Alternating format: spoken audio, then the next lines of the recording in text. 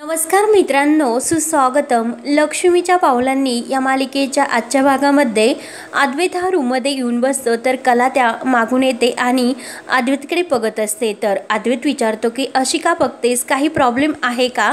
तेव्हा कला म्हणते मला तर काही प्रॉब्लेम नाही, मी तुला तेच विचारते की तुला काही प्रॉब्लेम आहे का? अद्वैत म्हणतो की मला कसला प्रॉब्लेम असणार? तर कला म्हणते की तू अचानक रीत पाळायला लागला म्हणून विचारते. अद्वैत म्हणतो की हे बघ, हे सर्व मी माझ्या घरच्यांसाठी करतो. कला म्हणते की मला सुद्धा हे माझ्या घरच्यांसाठीच करावे लागते आणि तू याच कपड्यामध्ये झोपणार का असे सुद्धा विचारते. तेव्हा अद्वैत म्हणतो की दुसरं काही माझ्याकडे ऑप्शन नाही, मी येथे राहणार नव्हतो त्यामुळे माझ्याकडे कपडे नाही. तेवढेच संगीता आणि दिनकर येतात. तर संगीता म्हणते की काय अद्वैतराव आणि कला, तू अजून सुद्धा झोपण्याची तयारी केली नाही का ग? कला म्हणते की आई, मी तीच तयारी करत होते. तर संगीता ही अद्वैतला विचारते की अद्वैतराव, अजून तुम्ही कपडे बदलले नाही का? तर अद्वैत म्हणतो की कपडे नाही माझ्याकडे.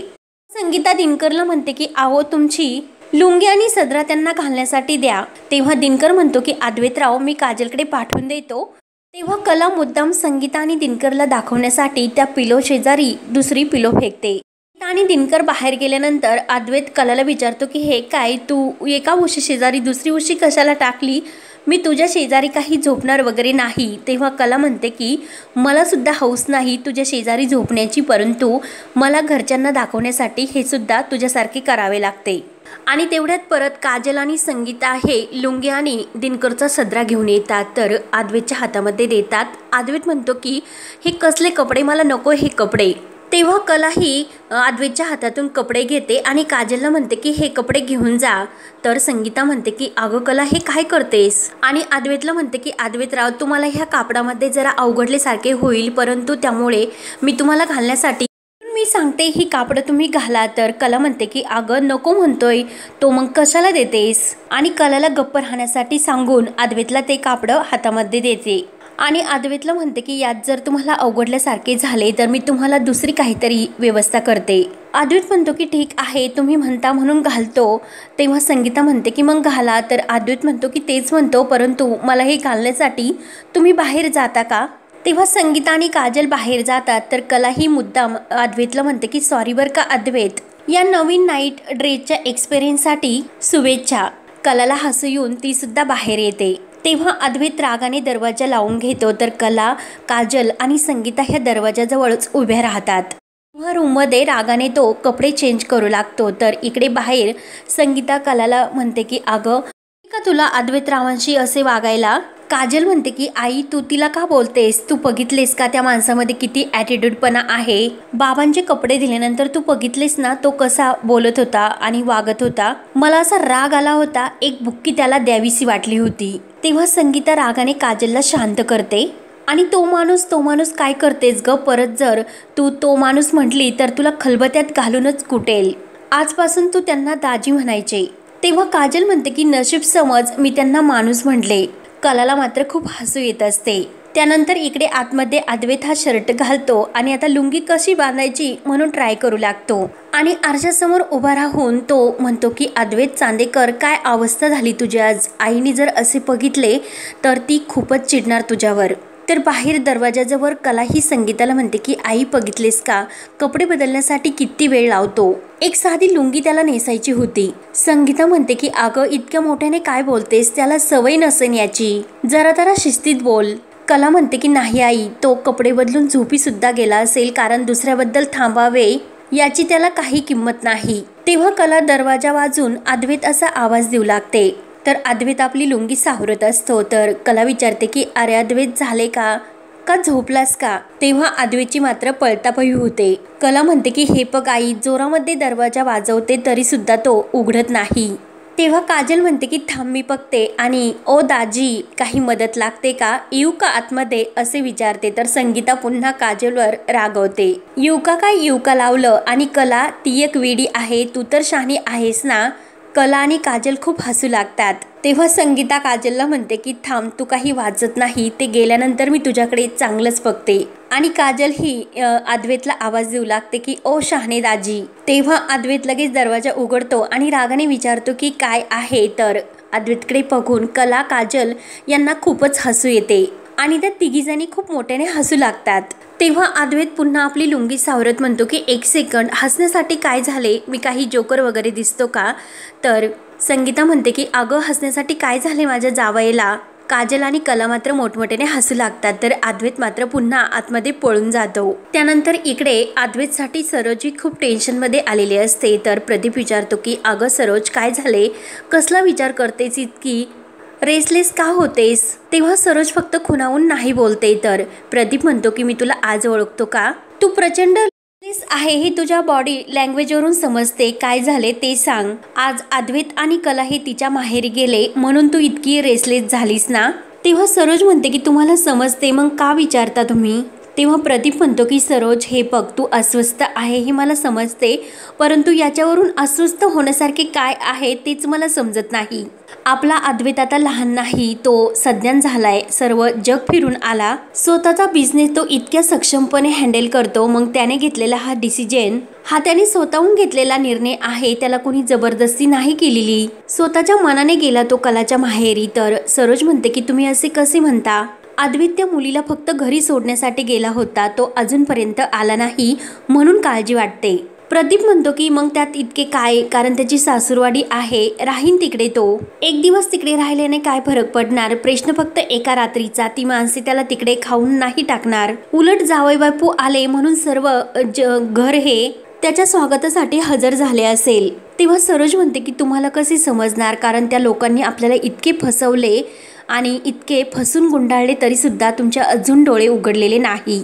तुमच्या तोंडात फक्त कला कला, तुम्ही हे सर्व विसरला असताना, परंतु त्या गोष्टी मी अजून विसरलेले नाही. माझ्या मुलाची झालेली फसवणूक मी सहन करणार नाही. तेव्हा प्रदीप उठतो आणि सरोज बाद झाले आता. अगं कलाकडे बघ, आणि खरे कुटुंबांनी आपल्यासोबत काही जरी केले असले तरी कला एक व्यक्ती म्हणून खूप साधी आणि हुशार गुणी मुलगी आहे ती. आणि सरोज तुला सुद्धा मी खूप चांगलं ओळखतो. आज तू तिच्यावर चिडली असेल, रागावली असेल, परंतु एक दिवस असा येईल की तूच त्या कलाची या घरामध्ये ढाल बनून उभी राहणारस. तेव्हा सरोज रागाने उठते आणि या जन्मात तरी हे शक्य नाही असे म्हणते. ज्या लोकांनी माझ्या मुलाला इतका त्रास दिला तरी सुद्धा मी त्यांना कधीच माफ करणार नाही. अगदी ब्रह्मदेवाने सुद्धा मला खाली येऊन सांगितले तरी सुद्धा. आणि कलाला माझी सून म्हणून मी कधीही स्वीकारणार नाही. प्रदीपला मात्र सरोजचा थोडासा रागच येतो. त्यानंतर इकडे अद्वैत विचार करत असतो की आईशी तर बोलायला हवे, कारण जेवताना सुद्धा तिने फोन केला होता आणि तिला राग आला असेल, ती खूप काळजीत असेल म्हणून अद्वैत फोन करण्यासाठी घेतो. तर सरोज सुद्धा अद्वैतच्या मोबाईलवर त्याच वेळीस कॉल करत असते. एकमेकांचा कॉल काही लागत नसतो, कारण एकाच वेळी दोघे एकमेकांना कॉल करत असतात. त्यानंतर इकडे कला ही आईला किचनमध्ये आवरण्यासाठी मदत करत असते. तर संगीता तिच्या हातामध्ये दूध देते आणि किचनमधील मी सर्व आवरते, तू दूध घे आणि झोपण्यासाठी जा असे सांगत असते. तर कला म्हणते की आई मी हे असले काही करणार नाही. तर संगीता म्हणते की हे बघ, हे असं बोलायचं नाही, तुमचं एकदा सर्व सुरळीत झाले तरच माझ्या जीवाला शांत वाटेल. आणि कलाच्या हातामध्ये ते दूध देते आणि माझं शहाणबाळ असे म्हणते. तर कला पुन्हा ते दूध खाली ठेवते आणि आई नको असे म्हणते. तोपर्यंत इकडे काजल ही रूममध्ये येते. अद्वैत बाहेर गेलेला असतो आणि तेवढ्यात ती अद्वैतची जी पॅन्ट असते ती घेते आणि सुरीने ती कापून, अद्वैतराव तुला तर खूप माज आहे, जेव्हा माझ्या बहिणीला घरात घेताना तू तिचा किती अपमान केला होता, तिला वाटेल ते बोलला होता, ते मी विसरलेले नाही. आता तुझी कशी जिरवते ते तू बघतच राहा. बाबांच्या कपड्याला सुद्धा नाव ठेवतो, तुला आता कळेल की दाजी काजल काय चीज आहे ते. असे बोलून ती गुपचूप त्या कपड्यांच्या घड्या घालून तेथून निघून जाते. तर इकडे कला म्हणत असते की आई नको, मला खरंच खूप झोप येते, मी झोपण्यासाठी जाते. तर संगीता तिच्या हाताला धरते, आगाऊपणा करू नको आणि ते दूध पुन्हा तिच्या हातामध्ये देते आणि तू माझं शहाणबाळ आहे की नाही आणि कलाला जायला सांगते. तेव्हा कला ते दूध घेते, आईला गुड नाईट करून रूममध्ये येत असते. तोपर्यंत अद्वैत आतमध्ये रूममध्ये येतो, बेडवर बसतो. त्याला खूप गरम होत असते म्हणून तो आपल्या लुंगीने आपल्याला स्वतःलाच वारा घालत असतो. तेवढ्यात कला दरवाजा उघडते आणि आतमध्ये यायला लागते. तर अद्वैत म्हणतो की स्टॉप, आणि येथे काय करतेस तू असे कलाला विचारतो. तेव्हा कला दरवाजा लावून घेते. तर अद्वैत म्हणतो की एक सेकंड, तू दरवाजा का लावून घेते? तेव्हा कला आत येते आणि ओरडू नकोस, हे तुझं चांदेकरांचं घर नाही, माझे घर आहे असे म्हणते. आणि आमच्याकडे गोष्टींची अडगळ होत नाही, त्यामुळे अडगळीची खोली वगैरे आमच्याकडे काही नाही, मी येथे याच रूममध्ये झोपणार असे बोलून ती दुधाचा ग्लास ती अद्वैतला द्यायला लागते. अद्वैत म्हणतो की मला हे असलं काही नको, तर कला म्हणते की मला सुद्धा हौस नव्हती, माझ्या आईच्या शब्दाखातीर मी घेऊन आले, पिणार असेल तर पी, नाहीतर मी पिते. अद्वैत म्हणतो की ठीक आहे, पिऊन टाक. तर कला लगेच ते दूध पिऊन टाकते. अद्वैत कलाकडे बघत विचार करतो की ही नेमकं माझ्याकडे असे का बघते, हिला काय झाले. तेव्हा कला ही अद्वैतकडे येत असते. अद्वैत खूप घाबरतो आणि तू नेमकं असे का बघतेस, एक सेकंड थांब असे म्हणत असतो. तेवढ्यात कला समोर जी चटई असते ती घेते. तर अद्वैत म्हणतो की मग सांगायचे, मी दिली असती तुला चटई, एरवी तर तुझे खूप तोंड चालत असते, मग आत्ता का नाही. तर कला म्हणते की गुड नाईट. आगाऊ कुठला, तर अद्वैत सुद्धा म्हणतो की अति आगाऊ, आणि खाली झोपण्यासाठी ती चटई टाकते. तर इकडे नैनाही विचार करत असते की राहुलला नेमकं काय झाले असेल, तो माझ्याशी असा का वागत असेल. सकाळी सुद्धा तो व्यवस्थित बोलला नाही, कॉल केला तर कॉल उचलत नाही, मेसेज केला तर, परंतु नेमकं माझा फोन सुद्धा घरी राहिला. तेव्हा मी एक काम करते की काजललाच फोन करते आणि माझा फोन आणून द्यायला सांगते. म्हणून नैनाही काजलला फोन लावते. तर काजल फोन उचलते. तर नैना म्हणते की अगं मी नैना बोलते, माझा फोन तिकडे राहिला. तर काजल म्हणते की तुला आईने एकदा सांगितले ना, तू इकडे फोन वगैरे काही करू नकोस, कलाताई जोपर्यंत या घरामध्ये आहे तोपर्यंत. अगोदरच येथे त्या अद्वैतला सर्वावरती संशय आला. नैना म्हणायला लागते की अगं माझा फोन घरी राहिला म्हणून मी तुला कॉल केला होता. तोच काजल ही फोन कट करून टाकते. नैना विचार करते की हिने फोन का कट केला असेल. त्यानंतर इकडे श्रीकाका रूममध्ये येतो आणि रजनी ही पुस्तक वाचत असते. तेव्हा श्रीकाका रागाने म्हणतो की माझा नाईट ड्रेस कुठे. तर रजनी लगेच त्याच्या हातामध्ये ड्रेस देते आणि पुन्हा पुस्तक वाचायला बसते. तर श्री म्हणतो की माझ्या गोळ्या कोण देणार. रजनी उठते आणि गोळ्या हातामध्ये देते आणि परत पुस्तक वाचायला बसणार. तोच लगेच श्री रागाने म्हणतो की नुसत्या गोळ्या घ्यायच्या का, पाणी हातामध्ये कोण देणार. तेव्हा रजनीला समजते की पाणी समोर आहे तरी सुद्धा हे घेईना. तर ती पाणी हातामध्ये देते. तर पाणी पिल्यानंतर श्री पुन्हा रागावतो, तुझे लक्ष कुठे असते ग, दररोजचे काम तुला व्यवस्थित करता येत नाही का. आणि रागाने म्हणतो की उद्या सकाळी मला लवकर उठवा, कारण माझी महत्त्वाची मीटिंग आहे. आणि आता ते दिवे बंद करा, दिवा चालू असल्यानंतर मला झोप येत नाही, हे तुला माहिती नाही का. हे वाचन वगैरे दिवसा करत जा, नाहीतर दिवसभर घरातच असते.